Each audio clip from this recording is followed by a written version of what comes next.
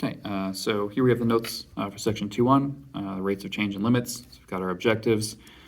So our first topic is average and instantaneous speed. So this formula is how you calculate the average speed. So the numerator is the change in the position, the delta y. The bottom is the change in time, because speed is distance divided by time. So then he gives you some more lovely definitions down here. Elapsed time is delta t. So there you go. So for example 1, a rock breaks loose from the top of a tall cliff. What's its average speed during the first 2 seconds of fall? So this equation here should be plus y equals 16t squared, gives you how far a falling object falls with given time. So I need to figure out, so I have time 0, I have time 2, and I need to figure out where the object is at those given times. You do that just by plugging your value in here. So if t is 0, this becomes 0 squared, which is 0, times 16, which is still 0. At time 2, this becomes 2 squared, or 4. 4 times 16 is 64. So the average rate of change is the position, 64 minus 0, the y values, divided by the change in time, 2 minus 0. So this is essentially 64 over 2, which is 32. We'll call it, these units are feet per second if you use 16 there. So that's the average speed across those 2 seconds. Whoops. Okay, so instantaneous speed is a speed at 1 instant in time. So how fast it's going specifically at t equals 2. So what we can do is we can kind of set up, it's referred to as a limit problem. So we cannot figure this out exactly, but what we can do is, like it says up here, use h instead of delta t to denote the change in time. So on the top, we're going to have to build our formula.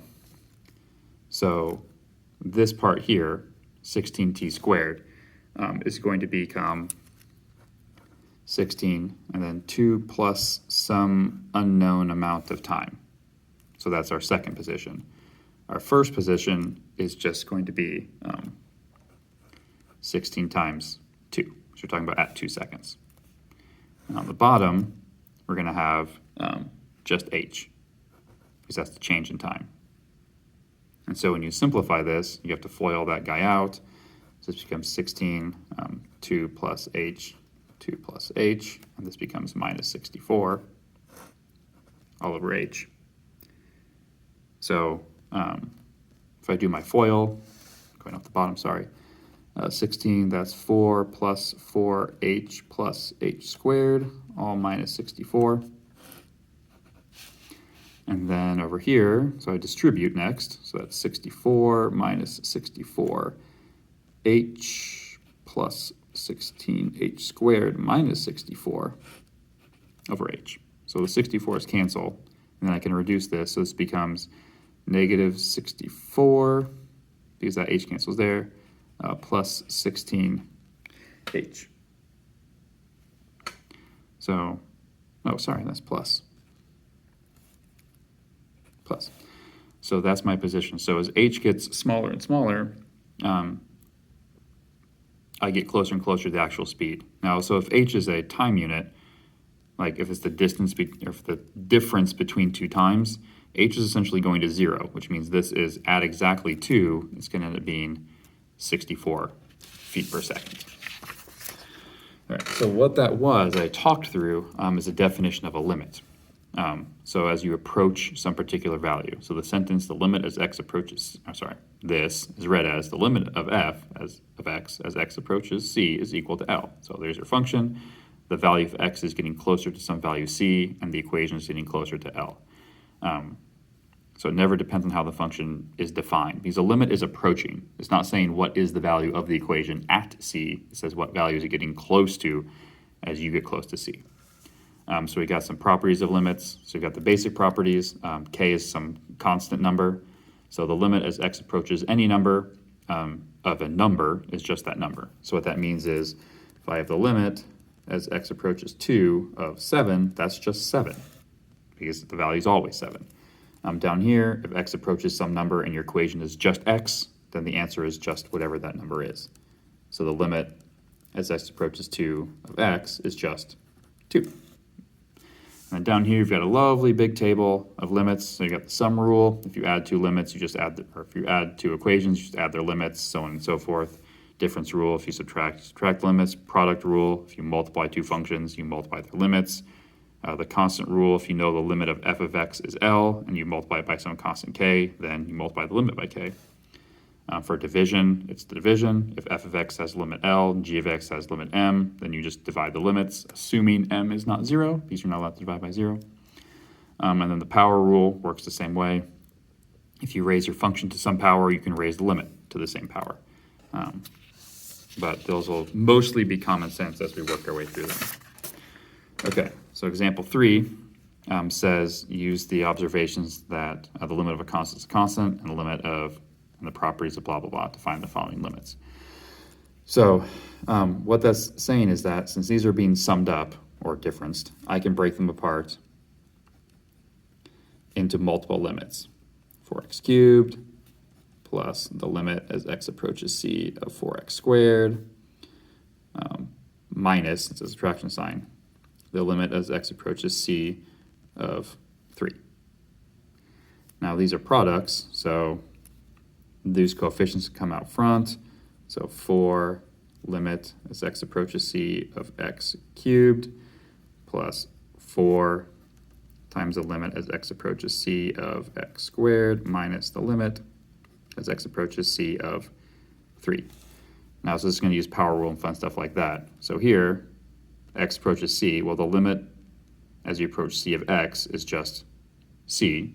So this x becomes c, and then it gets cubed, and it gets multiplied by 4. So this is just 4c cubed. The second one, same pattern, c goes in for x, so 4x squared. And the limit as you approach anything of a number is just, whoops, a number. That should be a c. So essentially, if you notice what happened is, it's just a substitution problem. This value here, c, gets plugged in for all the x's, which means down here, this is just going to be c to the 4th plus c squared minus 1 all over c squared plus 5. All right, so we've got polynomials and rationals. So this is actually what we just talked about before. When you plug the limit in, you just get the substitution problem. If you originally have x's, and you do this, you get c's instead. And then division works the same way, assuming that the bottom is not 0. So now we're actually going to have actual numbers to plug in. So evaluate the following. The limit as x approaches 3 of this equation. Well, that just means plug 3 in for all of the x's and then evaluate. So 9, 3 squared is 9, times negative 1. So the whole thing is negative 9. So here when x is 2, just plug 2 in. So 2 squared plus 2 times 2 plus 4 all over 2 plus 2. So that's 4 plus 4 plus 4 in the numerator divided by 4. So that is 12/4 or just 3. Now down here, this one, so if I plug 0 in, I get the tangent of 0 over 0. Well, the problem is the tangent of 0 is 0, and this is, so this is no solution. I can't solve that because I'm trying to divide it by 0. Okay, so here on number 6, we're going to look at the graph. So let's explore whether this exists. Now the issue is here, if I try to do substitution, I get 2 cubed minus 1 over 2 minus 2. So that's 8 minus 1 over 0, which can't be evaluated. So if I look at the graph, let me pull my graphic calculator up here, graph, or you can use Desmos if you so choose. So let's see here, we have x cubed minus 1 over x minus 2. Draw. So it ends up, whoops, keeps hitting the stand. It looks like, no, something vaguely like, so there's 1, it's going to cross here. So there's something goofy like, whoops, that's bad. So the thing is, it doesn't actually, it dives there.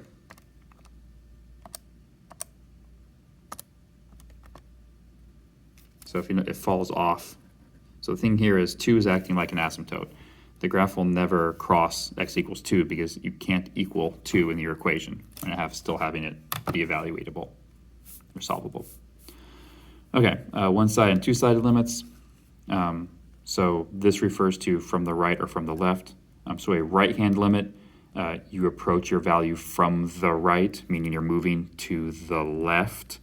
A left-handed limit, you approach from the left, meaning you're moving to the right. So here, you have the graph of the greatest integer function. Sometimes it's also written like this. It's referred to as the floor function. Determine the one-sided limits at x equals 2. So the limit as x approaches 2 from the right of f of x, so here's x equals 2. So I'm going to approach from the right, moving left. So I'm going to trace along this line, and the y value there is 2. If I approach the limit from the left, that means I'm going to move to the right towards 2. So I'm tracing along this line segment. I get a value of 1. So the limits are different depending on whether I approach from the right or from the left. And it makes sense because there's a big break in the graph. They're going to be different. The graph doesn't connect. Okay, so if you don't see the plus or minus, it refers to as the two-sided limit, meaning that you have to approach from both directions. So down here we have a lovely little theorem. A function f of x has a limit as x approaches c if and only if the right and left-hand sides are equal and they exist. So in symbols, the limit as x approaches c is equal to the value if the right-hand limit is equal to that value and the left-hand limit is equal to that value. So down here, example 8, we've got a whole lot of stuff to look at. So here's our graph, so I'm going to have to kind of slide back and forth. Actually, I think I can get it all in. Oh, nope, I can't. Okay. So here, this says the limit as x approaches 0 from the right, meaning I'm going to move left. So here's x equals 0. I'm going to move along the graph from the right. So that value is 1, because it goes to the y value of 1. If I go down here, as I approach 1 from the right, so here's x equals 1. I'm going to come at it from the right. The value there is also 1 for the y value. As I approach 1 from the left, so here's 1 on the x-axis, I'm going to move towards it from the left, that's going down to 0. Now if you notice, you have to trace along your graph. You're reading the y values off. These values are the y's. Now here, the limit as x approaches 1, notice no plus or minus. So this only exists if the right hand and left hand are the same, and they're not. So this does not exist. All right, so down here, we're going to approach 2 from the right. So here's x equals 2. We're going to move at it from the right. That's coming to a y value of 1. 2 from the left. So here's 2. I'm going to come at it from the left.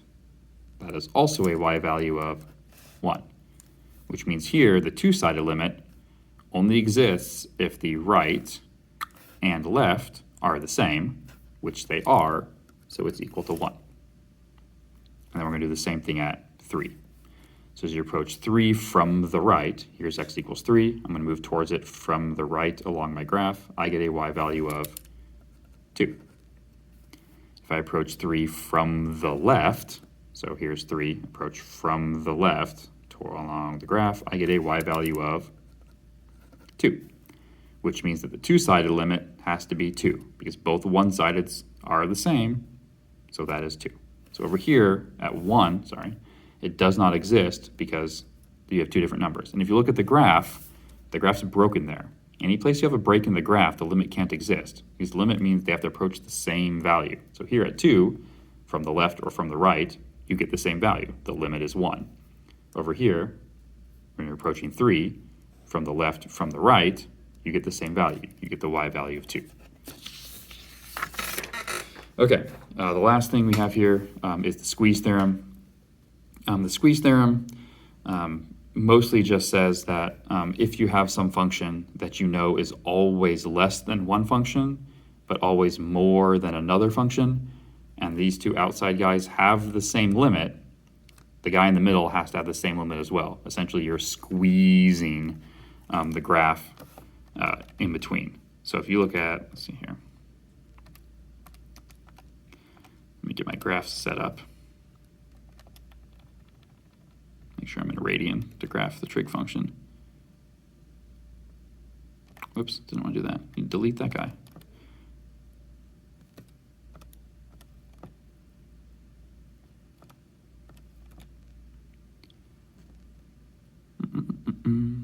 So essentially, the reason it's 0 is that this piece goes to 0, as does this piece, which means the whole thing is squeezed into B0. We almost never use the squeeze theorem, so if you're having a hard time understanding it, no, don't. Don't worry about it too much. Graphically, it's a tool you can use for the graph, but it's very difficult to use, and there's other ways to address this problem that we don't have to worry about it. But that's the end of the section.